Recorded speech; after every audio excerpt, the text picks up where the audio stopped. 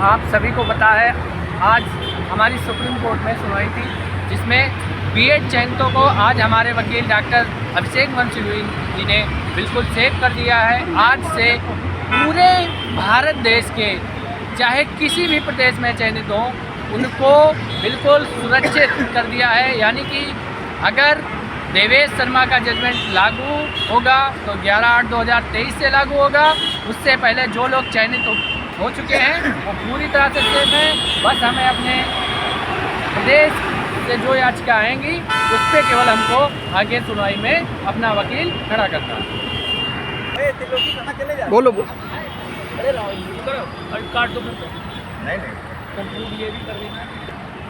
सभी साथियों को नमस्कार। जैसा कि आप सभी को पता था, आज क्लैरिफिकेशन लगी थी अर्णव घोष की एमए पर।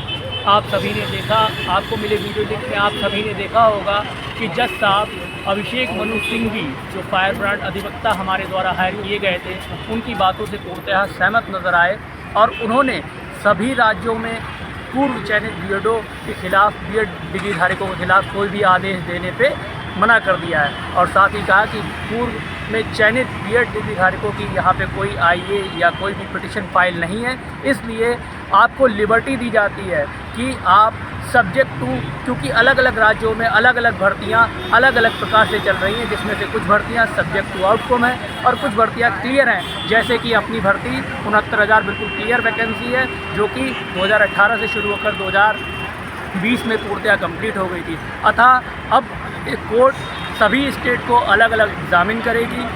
अब हम इस मुकाम पे पहुंच चुके हैं और हमने अभिषेक मनु सिंघवी को हायर करके ये सफलता पा ली है कि अब गुड्डू सिंह की याचिका पे हम जो सुनवाई में जाएंगे तो वहाँ पर हमको फिर से अपना रामचरण मौर्य पे, जिस पे हम मजबूत हैं, उस पर बहस करनी है। क्योंकि आपको याद होगा कपिल सिब्बल जी ने इससे पहले की याचिका को क्लैरिफिकेशन के नाम पर बोल्ड करते हुए एक्सेप्ट करा लिया था।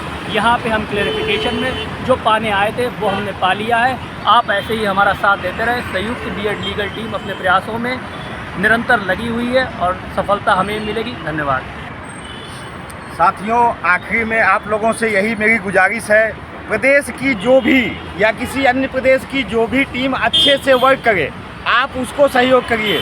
मैं नहीं कहता हूं कि आप मेरे को सहयोग करिए, मैं जो भी अच्छा सहयोग करे, जो भी अच्छा कार्य करे उसको सहयोग करिए। लेकिन मेरा एक ये प्रॉमिस है कि जैसे अभिषेक मनु सिंघवी को आज आप लोगों के सहयोग से लाया गया था, ज़रूरत पड़ेगी तो मैं ही हरीश साल्वे को 90-97 पे लाया था, मैं ही आप लोगों के सहयोग से लाऊंगा।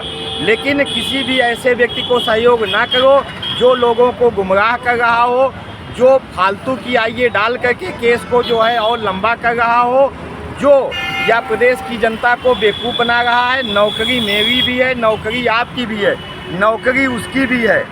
इसलिए भविष्य को देखते हुए आप सभी को कार्य करना है और क्या करना है टीम आपको समय समय पे बताती रहेगी।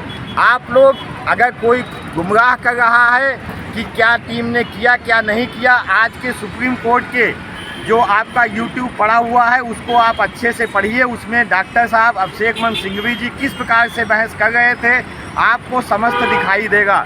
ये सिंघवी साहब की ही देन है कि आज बीएड की विजय हो गई है। और जो लोग कह रहे हैं कि शिक्षा मित्रों की विजय हुई है, जो चिल्ला रहे हैं कि बीटीसी की विजय हुई है, भविष्य बताएगा। भविष्य में उनके लिए मैं लकीर लिख दूंगा कि ये विजय किसकी है। भविष्य ये बताएगा कि ये जीत किसकी हुई है। भविष्य ये बताएगा कि नौकरी कौन पाया है। भविष्य ये भी बताएगा कि नौकरी कौन कर रहा है, नौकरी कौन करेगा। इसी के साथ साथियों जितने भी लोगों ने सहयोग दिया है या जितने भी साथियों ने सहयोग नहीं दिया है, मैं सभी का टीम की तरफ से और अपनी तरफ से धन्यवाद देता हूं। और भविष्य में जो गुड्डू सिंह की सुनवाई है, कोशिश करूंगा कि इससे अच्छी हमारी पैरवी हो। क्योंकि जो ये सुनवाई हुई इसमें सिर्फ हमें 2 दिन का समय मिला था।